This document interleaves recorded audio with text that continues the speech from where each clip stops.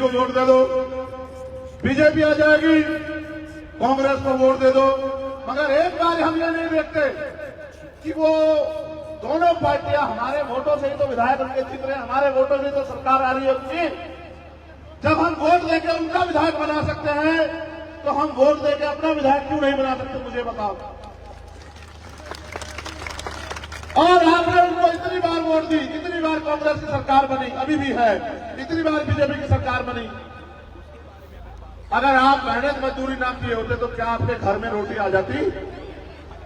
आपके बच्चे पढ़े लिखे ना होते तो कोई नौकरी दे देता?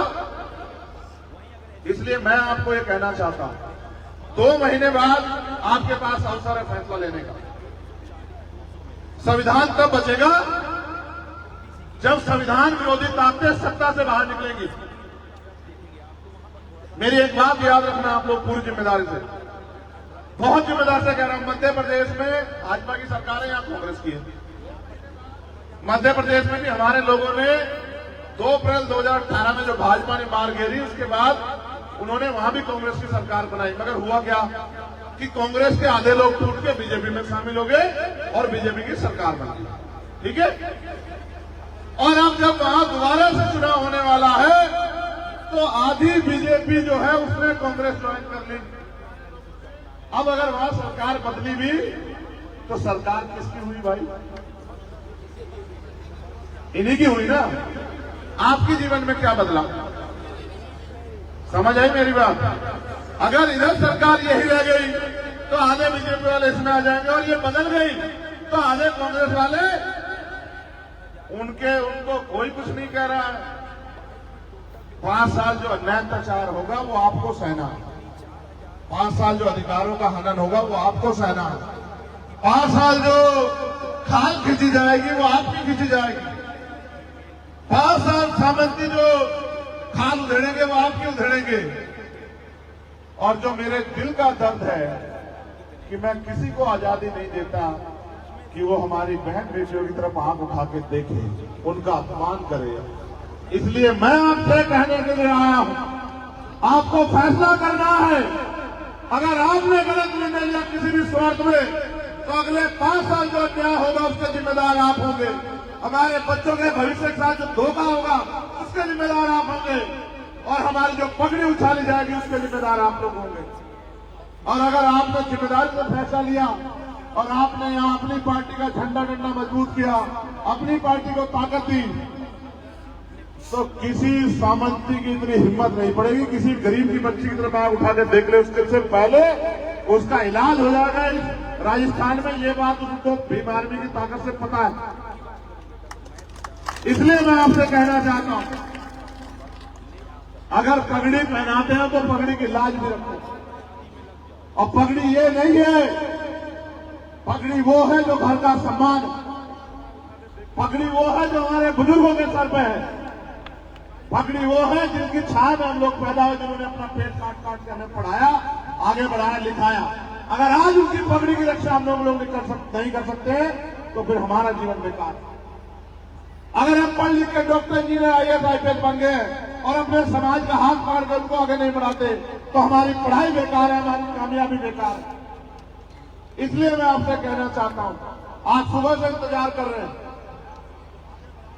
मैं आपका दिल से धन्यवाद करता हूं। लेकिन अगर आप वास्तविकता मुझसे प्यार करते हैं, और मुझसे छोड़िए अगर वास्तविकता में आप मुझसे प्यार करते हैं, तो फिर किसी के पिछलग्गू बनने का काम आप बंद कर दीजिए। अब अपनी ताकत बनाइए, इस तरह से मुट्ठी बनिए, एकजुट होइए, अपनी वोट की शक्ति से अपने बीच के व्यक्ति को आगे बढ़ा के भेजिए, और फिर देखिए वो अपनी समस्याओं के लिए कैसे लड़ता। अभी तो आपने भीम आर्मी को सड़कों पर लड़ते हुए देखा। जिस दिन भीम आर्मी का आजाद समाज पार्टी के माध्यम से पहला विधायक जाएगा, आप देखना आपका एक विधायक पूरी सरकार में भारी पड़ेगा, पूरी सरकार को मजबूर कर देगा। क्योंकि आपने एक पेंशनर को खड़ा किया, आप देखो ना विधायक ना MP, आपका खून है बस, और आप देखो पूरी सरकार का नाक बदम करके रखता है नहीं रखता है, बताओ। आज हालात ऐसी हो गई है कि झूठे मुकदमों से नहीं डरा, जेल से नहीं डरा, सीबीआई ईडी इनकम टैक्स से नहीं डरा तो आज मेरे ऊपर गोली चला रहे हैं। आपको क्या लगता है आपका खून उनकी गोलियों से डर जाएगा क्या? ये अगर डरेगा तो आपकी लापरवाही से, ये अगर डरता है तो आपकी गैर जिम्मेदारी से। जिस दिन आपने जिम्मेदारी अपने कंधों पे उठाई, आज आप यहाँ कई हजार की संख्या में हैं। अगर आपने आज से लक्ष्य बनाया कि भाई हम अपने परिवार की वोट तो देंगे, लेकिन अपने दोस्त, रिश्तेदार, साथी को भी तैयार करेंगे कि वो आजाद समाज पार्टी को वोट दे, तो हाँ, अभी 1 महीने करीब बाकी है वोट डालने में। 5 वोट आपके परिवार की, 4 वोट आपके परिवार की, और अगर एक दिन में आपने एक आदमी भी तैयार किया तो 30 दिन में 30 वोट वो। आज आप यहां कई हजार की संख्या में इससे 30 की गुना करके देखो, आपको पता लग जाएगा कितनी वोट आपकी पार्टी को पड़ेगी। और ये कोई बड़ा काम नहीं है एक दिन में एक व्यक्ति को तैयार करना। हम सदियों सदियों उनको वोट देते रहे और फिर 5 साल होते रहे। मेरी मां बहनों, ये वोट की शक्ति ना हो, आपकी बस्तियों में कोई पैर ना रखे। ये वोट की ताकत है तो लोग आपके पैर छूते हैं, आपको ताई चाची कहते हैं, बहन कहते हैं, आपके लिए योजनाओं की बात करते हैं। अगर वोट की शक्ति ना हो, आज भी इतनी छुआछूत है कि कोई हमारी बस्ती में आके ना खड़ा हो। इसलिए मैं आपसे कहना चाहता हूं कि 2 दुश्मन को पहचानो, और ये भी पहचानो। माननीय काशीराम साहब कहा करते थे कि दूसरों के महलों से अच्छी होती है अपनी झोपड़ी, उसमें आदमी मालिक होता है। ये आपका घर है, यहां आप मालिक है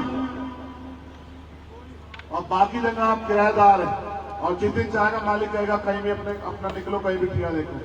आप ये बताओ, किराएदार बन के कब तक रहना चाहते हो? किराएदार बन के रहोगे या मालिक बन के रहोगे? बताओ। तो मालिक अपने घर की रक्षा खुद करता है नहीं करता है? बताओ। मालिक अपने घर के तमाम तरह की परेशानियों को खुद दूर करता है नहीं करता है? बताओ। अपने घर में रोटी, कपड़ा, मकान की व्यवस्था मालिक खुद करता है नहीं करता है? बताओ। अपने घर की साफ सफाई मालिक खुद करता है नहीं करता है? बताओ। तो जब आप मालिक हो तो भाई काम कौन करेगा? समझ रहे? नारे लगाने से ऊर्जा तो पैदा हो जाएगी, लेकिन उस ऊर्जा को अगर डायरेक्शन ना मिली तो खराब हो जाएगा। आपने आज का पूरा दिन दिया, यहां से संकल्प लो कि कल से हम हर आदमी, एक आदमी को जो हमारे साथ नहीं था अभी तक, उसको तैयार करेंगे। और 30 दिन तक हमें 30 आदमी तैयार करने हैं। और फिर देखो आप कैसे आपके यहां विधानसभा में वोट हमारा और राज हमारा कैसे नहीं होता। अभी तो ये है कि वोट हमारा और राज तुम्हारा। और अगर आपने मेरे हिसाब से काम किया तो क्या होगा पता है? वोट हमारा और राज हमारा। और आप ये बताओ, जब राज हमारा होगा तो क्या आपको किसी के आगे हाथ फैलाना पड़ेगा? क्या अन्याय पहले तो होगा ही नहीं, अगर हो गया तो कोई आरोपी बच जाएगा? क्या धरना प्रदर्शन करना पड़ेगा? आप बताओ, मुख्यमंत्री धरना प्रदर्शन करते हैं क्या? कोई मंत्री धरना प्रदर्शन करते हैं क्या? जब विधायक और मंत्री आपका होगा तो वो धरना प्रदर्शन करना पड़ेगा क्या? मैंने कल कहा था पाली में और आज आपसे कह रहा हूं, जितनी समस्याएं आपके पास हैं उनको एक कागज पर लिख के मुझे दे दो और फिर अपने काम पे लग जाओ और अपनी ताकत बना लो। 6 महीने में आपकी हर समस्या का अगर समाधान न कर दिया, तब फिर आप आके मुझे कह देना कि भाई ये गलत हो गया।